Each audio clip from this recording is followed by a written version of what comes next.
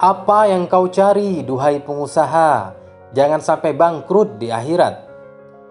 Abah terhenyak ketika dalam sebuah forum kajian pengusaha hijrah, sang narasumber mengupas hadis tentang sosok yang terkena kondisi muflis alias bangkrut. Sudah barang tentu pengusaha sangat fasih akan hal yang satu ini, sesuatu yang sangat dihindari. Tapi ini sesuatu yang lain, bangkrut di akhirat. Bangkrut di dunia sangat bisa dibayangkan, tetapi di akhirat, waduh, sudah pasti ngeri sekali. Dengan bahasa hati, sang narasumber menyampaikan dengan sangat detail, perlahan namun membuat merinding siapa saja yang hadir saat itu. Rasulullah SAW bersabda, "Apakah kalian tahu siapa muflis orang yang pailit itu?" Para sahabat menjawab, "Muflis orang yang pailit itu adalah yang tidak mempunyai dirham maupun harta benda."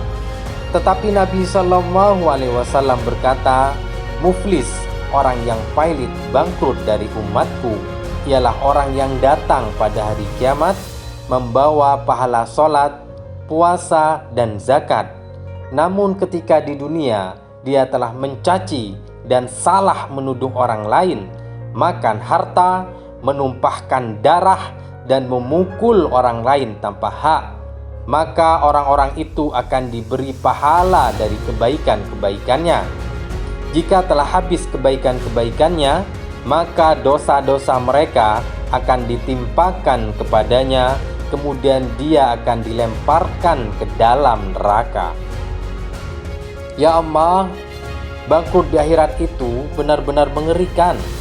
Setelah hampir 24 jam bergelut dengan bisnis, membangun kerajaan bisnis di dunia, profit yang membumbung tinggi, tapi kita tak bisa memastikan bisnis itu berkah atau tidak.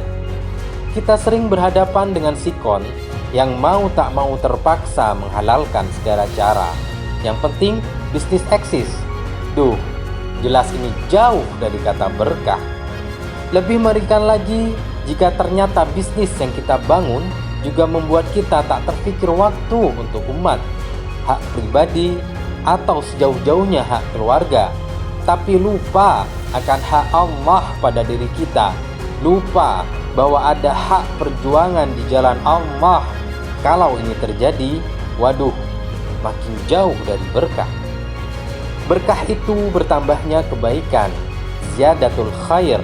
Ini hanya akan terjadi jika dengan bisnis kita jadi makin dekat taat kepada Allah, membuat kita cenderung beramal soleh, bukan amal salah alias maksiat.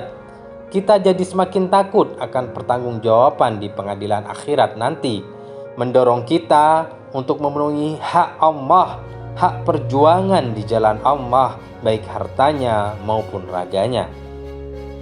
Era arus sekuler menjadikan tantangan tersendiri bagi kita untuk membersihkan bisnis kita dari potensi kebangkrutan di akhirat, sesuatu yang sulit dilakukan di alam sekuler. Truly Muslimpreneur, mari kita renungkan, apa yang kita cari sesungguhnya? Apa tujuan bisnis kita? Kita ada di dunia bukan untuk sekedar bisnis, tapi untuk mencari bekal pulang, bekal sebaik-baik bekal, agar bisa pulang kampung ke negeri akhirat dengan selamat, agar bisnis kita bisa menjadi kendaraan kita masuk surga firdausnya Allah, agar bisnis bisa membuat kita bahagia di dunia dan di akhirat. Karena itu tak ada jalan lain. Sejak sekarang hingga seterusnya, kita harus menggunakan moto bisnis, ngaji, dan dakwah.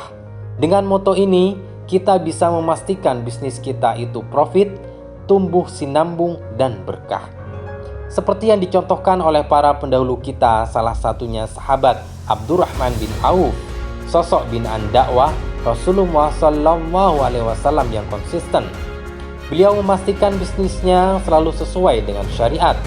Beliau mengaji intensif langsung kepada Rasulullah SAW. Beliau juga terjun langsung mendakwakan Islam yang kafah kepada umat dengan hartanya juga raganya. Singkat cerita, dengan begitu banyak harta yang diinfakkan di jalan Allah, ketika meninggal pada usia 72 tahun, beliau masih juga meninggalkan aset yang sangat banyak.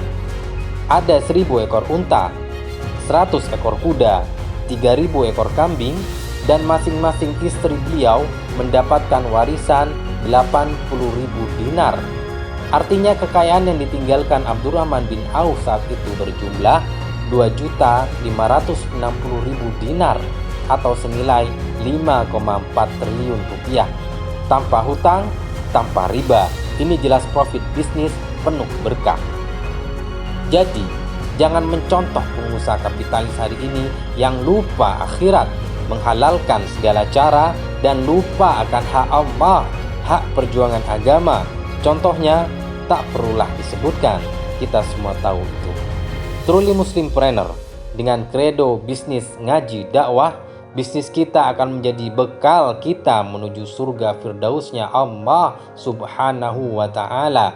Ini semua butuh azam dan tawakal, butuh disiplin, militansi, dan konsistensi. Biiznillah wa binasrillah, kita pasti bisa.